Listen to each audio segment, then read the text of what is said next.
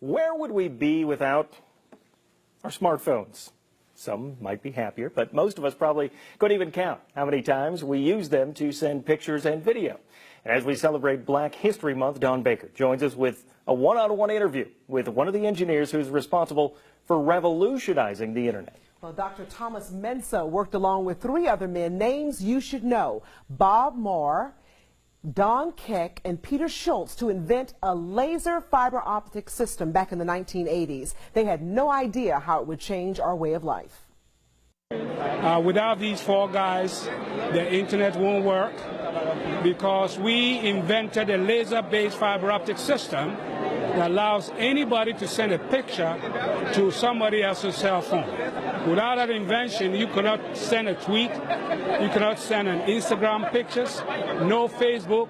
So we let Facebook, Google, and all those things happen. Because before we did it, everything was using copper.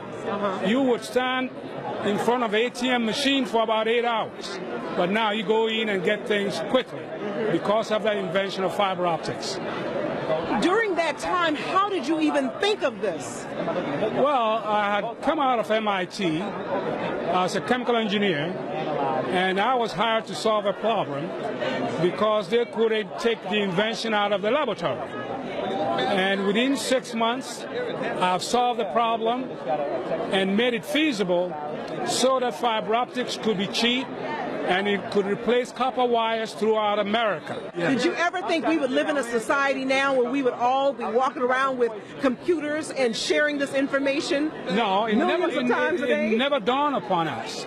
Because right now, in your pocket, you have a computer that is more powerful than the computer that designed the Apollo rocket. So you can get all the information in the world on this computer.